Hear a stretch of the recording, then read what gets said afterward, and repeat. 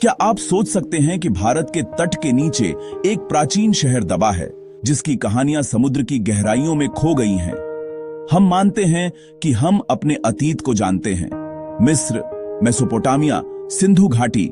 लेकिन क्या हो अगर इतिहास का एक पूरा अध्याय ही हमारी नजरों से ओझल है? यह कोई मिथक नहीं बल्कि एक हकीकत है जो समुद्र की लहरों के नीचे छिपी है। यह कहानी उस रहस्य की है जो भारत के तटों पर दबा हुआ है। सब कुछ तब शुरू हुआ जब विज्ञान ने समुद्र की गहराइयों में झांका और वहां एक पूरी दुनिया छुपी मिली। एक ऐसा शहर जो हजारों साल पहले जीवंत था और फिर अचानक खामोश हो गया। आज हम उसी खामोशी को तोड़ने जा रहे हैं। हम उस डूबे हुए शहर के रहस्य को उजागर करेंगे। विजुअल्स, समुद्र की लहरें, पुरानी दीवारों के अवशेष, रहस्यमयी नक्शे। चलिए इस भूले हुए अध्याय की खोज में हमारे साथ चलें। साल 2001 गुजरात के पास खंभात की खाड़ी में वैज्ञानिक समुद्री प्रदूषण का अध्ययन कर रहे थे। अचानक उनके सोनार स्कैनर ने समुद्र की सतह के नीचे अजीबोगरीब ज्यामितीय पैटर्न दिखाए। ये पैटर्न प्राकृतिक नहीं थे, सीधी रेखाएं, समकोण पर मूर्ति संरचनाएं, जैसे किसी शहर का नक्शा। और यह सब समुद्र से 30-40 मीटर नीचे था। बार बार स्कैनिंग के बाद वैज्ञानिकों ने पाया कि लगभग 9 किलोमीटर लंबा क्षेत्र इंसानी बस्तियों के अवशेषों से भरा है। यह कोई छोटा गांव नहीं बल्कि एक बड़े शहर का ढांचा था। National institute of ocean technology के लिए यह एक चौंकाने वाली खोज थी। प्रदूषण की जांच का मिशन अब भारत के सबसे बड़े पुरातात्विक रहस्यों में बदल चुका था। खबर फैलते ही पुरातत्वविदों और इतिहासकारों में हलचल मच गई। क्या भारत के तट पर एक पूरा शहर समुद्र में समा सकता है? और अगर हां, तो यह कितना पुराना था? शुरुआती अनुमान चौंकाने वाले थे। यह शहर हजारों साल पहले डूबा होगा, एक ऐसी दुनिया जो हमारी कल्पना से भी परे थी। यह खोज सिर्फ भारत के लिए नहीं बल्कि पूरी दुनिया के लिए महत्वपूर्ण थी। अब तक हम मानते थे कि सबसे पुरानी शहरी सभ्यताएं मेसोपोटामिया और मिस्र में थीं, लेकिन यहाँ कुछ और ही कहानी थी। वैज्ञानिकों ने समुद्र की तलहटी से नमूने इकट्ठा करने शुरू किए।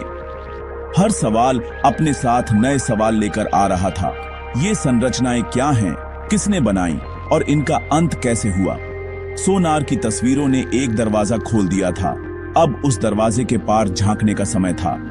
खंभात की खाड़ी की शांत लहरों के नीचे एक भूली बिसरी कहानी सांस ले रही थी, मानव इतिहास के सबसे गहरे रहस्यों में से एक। गोताखोरों और रोबोटिक पनडुब्बियों ने जब समुद्र की तलहटी से सबूत इकट्ठा किए तो सामने आया एक सुनियोजित शहर। विशाल इमारतों के आधार, सीधी सड़कें और समकोण पर कटती गलियां। यहां मिली बड़ी दीवारें जो शायद किसी किले या शहर की सुरक्षा के लिए थीं। यह किसी आदिम बस्ती का नहीं बल्कि एक विकसित समाज का प्रमाण था। खुदाई में मिले मिट्टी के बर्तन, मनके, पत्थर के औजार और इंसानी हड्डियां, ये सब बताते हैं कि यहाँ कभी एक जीवंत समाज बसता था। सबसे चौंकाने वाली खोज थी लकड़ी का एक टुकड़ा जिसकी कार्बन डेटिंग ने उसकी उम्र 500 साल बताई। यह संख्या इतिहास की हमारी समझ को झकझोर देती है। इसका मतलब यह शहर मेसोपोटामिया, मिस्र और सिंधु घाटी सभ्यता से भी हजारों साल पुराना था।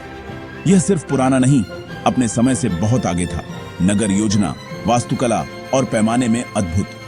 सवाल उठता है, अगर 900 साल पहले भारत में इतने विकसित शहर थे तो हमारी सभ्यता की शुरुआत कब हुई?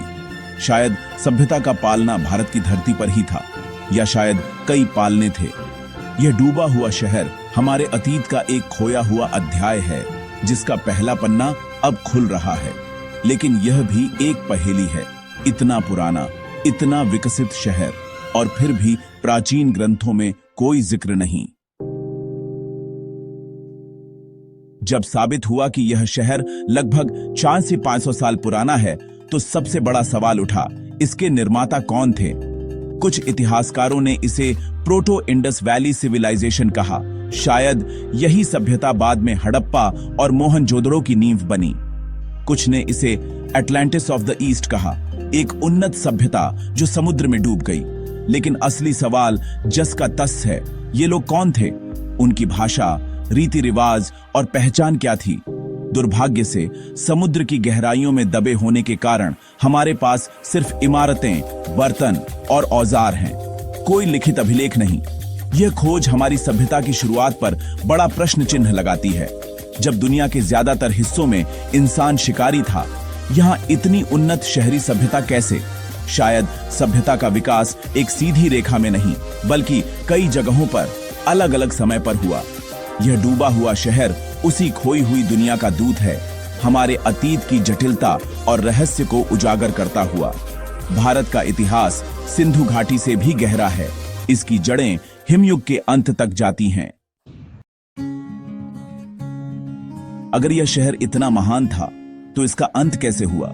जवाब छुपा है हिमयुग के अंत में। 20,000 साल पहले समुद्र का स्तर आज से 100 मीटर नीचे था। तटीय इलाके सूखी जमीन थे। खंभात की खाड़ी एक उपजाऊ घाटी रही होगी। 12,000 साल पहले धरती गर्म होने लगी, ग्लेशियर पिघले और समुद्र का स्तर बढ़ने लगा। यह एक धीमी लेकिन विनाशकारी प्रक्रिया थी। हर पीढ़ी ने समुद्र को अपनी जमीन पर आगे बढ़ते देखा होगा। शायद यहाँ के लोगों ने सैकड़ों साल तक समुद्र से संघर्ष किया, लेकिन अंत में उन्हें अपनी जमीन छोड़नी पड़ी। वे कहां गए? यह रहस्य है। शायद उनकी यादें मिथकों और किंवदंतियों में बदल गईं। यह शहर समुद्र के नीचे ऐसे ही नहीं पहुंचा। यह जलवायु परिवर्तन के लंबे असर का नतीजा था। यह हमें याद दिलाता है कि सभ्यताएं सिर्फ युद्धों से नहीं, पर्यावरण के बदलाव से भी मिट सकती हैं। आज जब हम जलवायु परिवर्तन का सामना कर रहे हैं, यह डूबा हुआ शहर हमें चेतावनी देता है। अगर यह खोज इतनी बड़ी है, तो इतिहास की किताबों में क्यों नहीं? वजह है विवाद और अधूरे सबूत। 2001 में खोज की घोषणा के बाद कई इतिहासकारों ने संदेह जताया।